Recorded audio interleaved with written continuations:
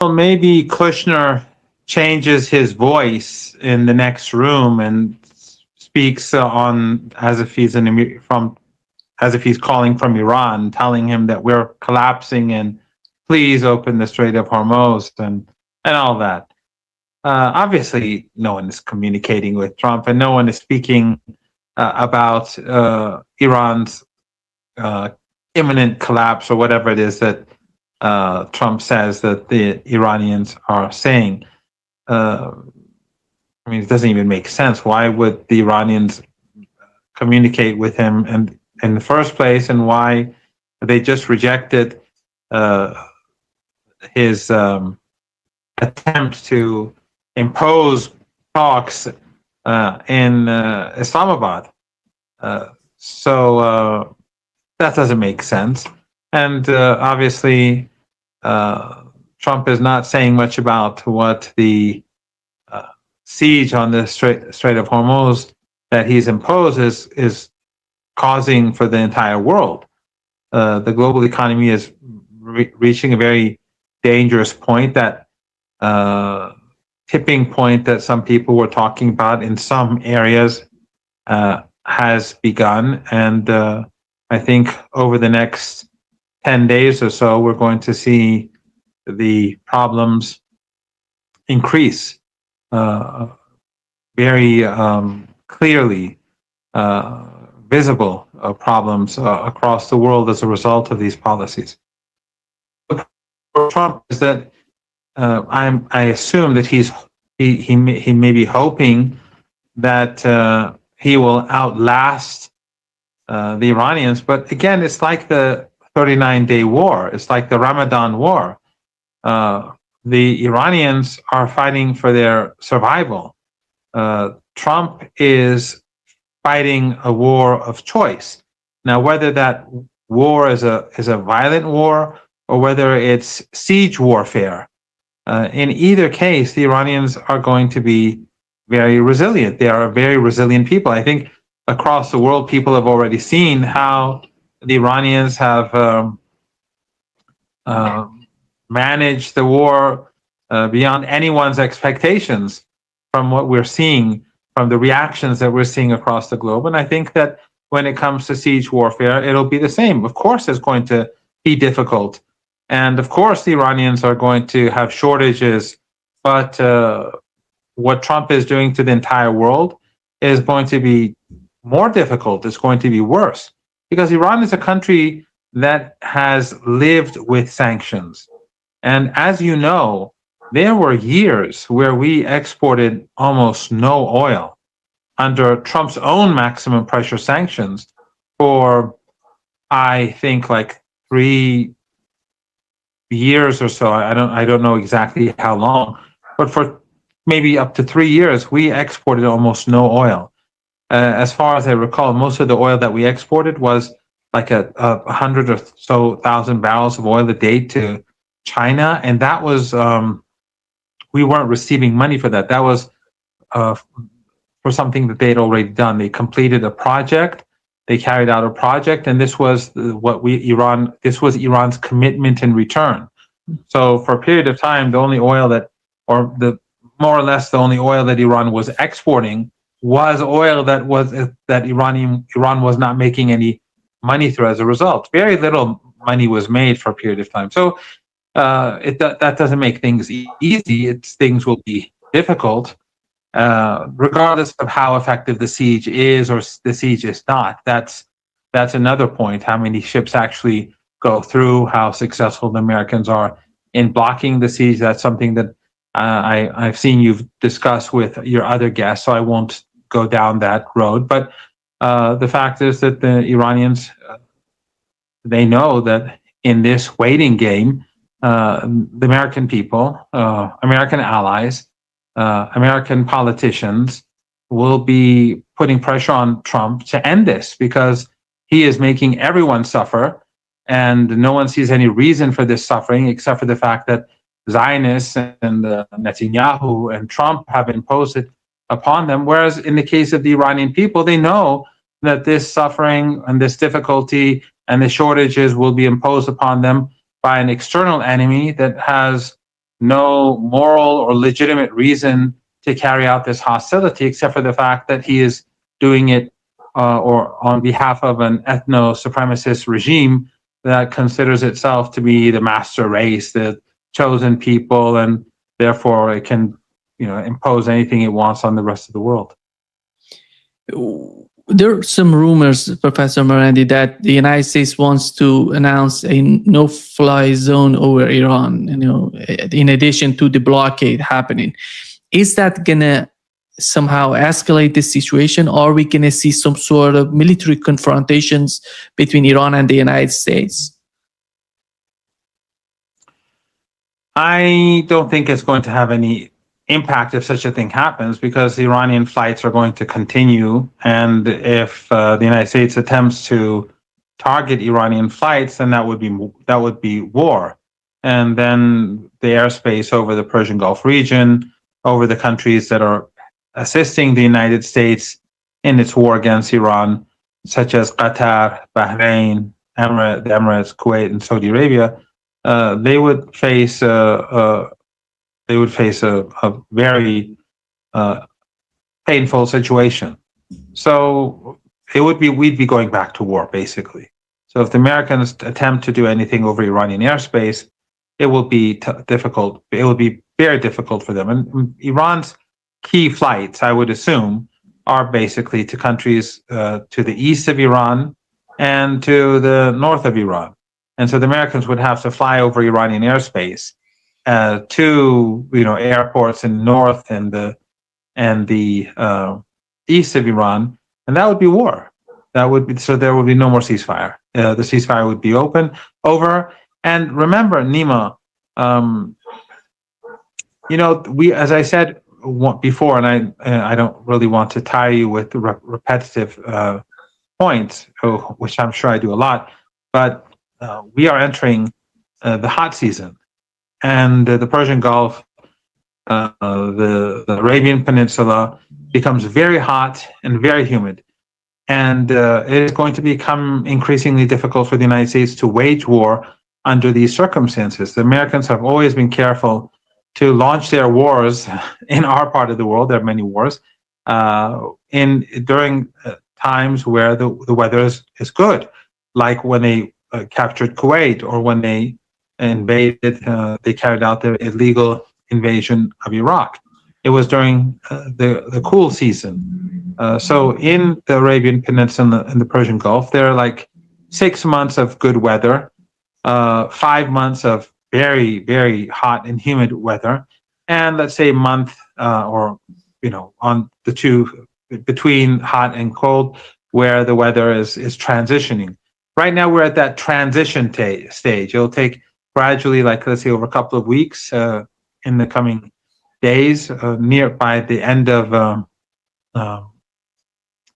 by my mid-May, I think the weather is going to rapidly increase and become very warm and very humid, and so warfare will become much more difficult. So I'm not quite sure the Americans are in a position to, not in a position, but I don't think it would be a smart move for them to engage in warfare. Of course, as we speak, so if the Americans carry out an assault on flights over Iranian airspace, that would be the end of the ceasefire, and the Iranians would retaliate. And if they retaliate, that means that they will get the opening attacks. They will strike out at targets across the region, and that would be, I think, very beneficial to Iran. So a provocation by the Americans could allow the Iranians to carry out strikes anywhere it likes across the region. And at this moment, when the Americans are preparing their troops and their forces, I think that would be very beneficial to Iran. But in any case, this is increasingly going to become a difficult time for the Americans to wage war because of the weather.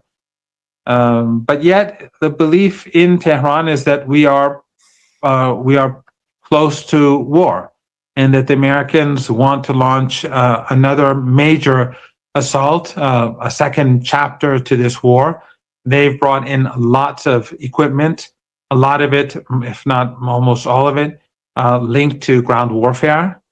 And there are different scenarios that the Iranians are discussing for land invasion, and the Iranians are preparing themselves for that. My discussions with people in Iran is that the Iranians are fully prepared. They'll allow the Americans to come in. In some areas, the Americans will face very major problems because the Iranians are very deeply dug in. And in other areas, the Iranians will allow them to come in and make advances, and then they will start targeting them with missiles and drones and other weapons that the Iranians have prepared, weapon systems that the Iranians have prepared for 2 to 3 decades now. Remember, the Americans completely underestimated the Iranian missile and drone capabilities, their numbers. They have no idea how many missiles and drones Iran has. Iran is producing both missiles and drones as we speak. And so when it's clear that they miscalculated those and Iran's air defenses and the Iranian Air Force, when the Pakistani delegation came to Iran, Iranian jets flew with them, and they flew back. When they went back, they flew with them as well.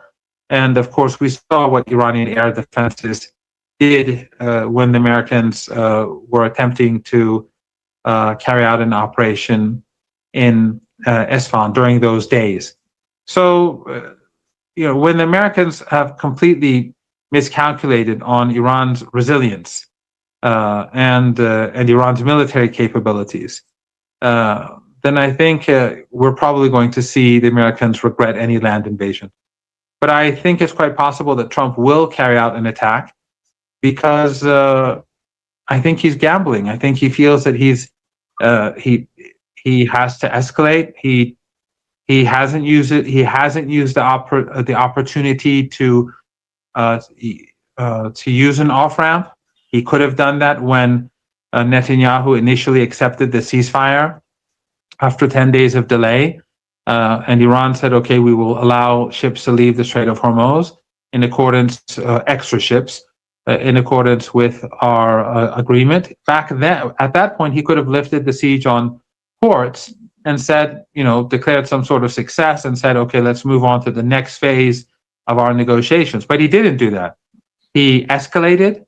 And so now, since he did not use that opportunity, I think the chances that he will further escalate are high, and therefore the prediction, the belief in Tehran is that a major conflict is near at hand, is close by.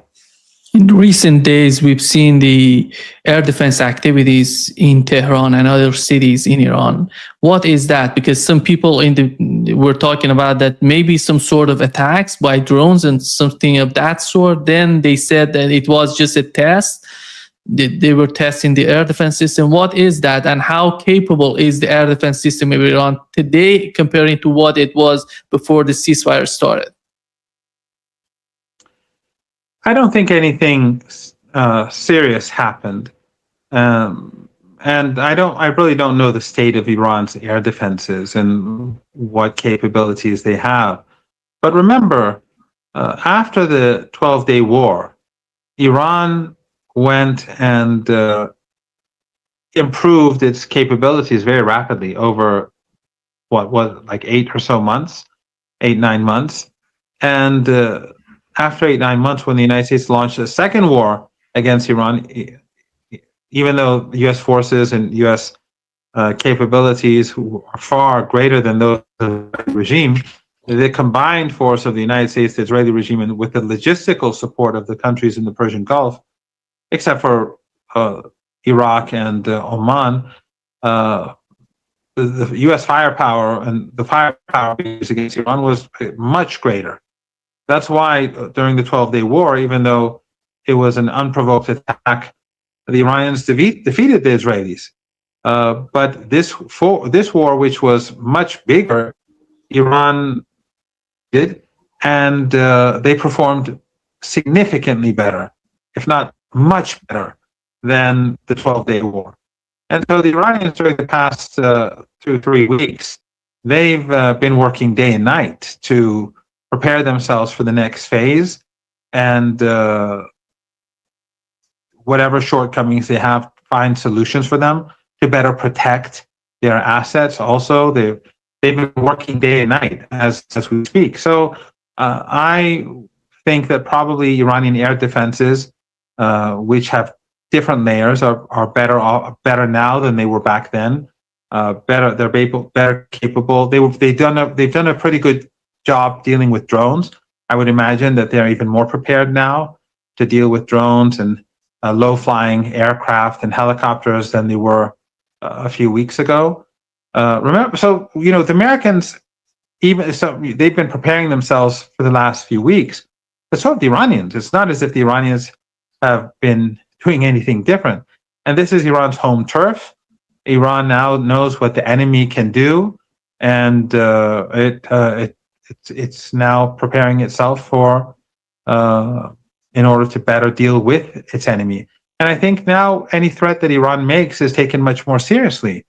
The Saudis and the Emiratis and others know that if war is launched against Iran, they are part of this war, because without their consent, without these 5 countries giving consent, and Jordan, but these 5 countries in particular who are neighbors, without them giving consent to the Americans to use their airspace, their land, and the sea, the Persian Gulf in particular, or the Gulf of Oman, without that, waging war against Iran would be impossible. The Americans just simply could not have done it before, and they cannot do it in the days and weeks ahead. So they've seen what Iran's capabilities are. They know what the Iranian response will be to strikes on Iran's critical infrastructure, and Iran will definitely outlast them. Their critical infrastructure is in very close to Iranian territory. They have very large projects. In Iran, you have it's spread, their critical infrastructure is spread out across the country. It's very easy for Iran to retaliate, to respond, and to destroy those assets. And if it does, that means there won't be any. I mean, the Iranian commander for the missile force said that if we go there, there will be no oil coming from this region anymore for years to come. And that means the global economic depression will be something that the world will be experiencing for years.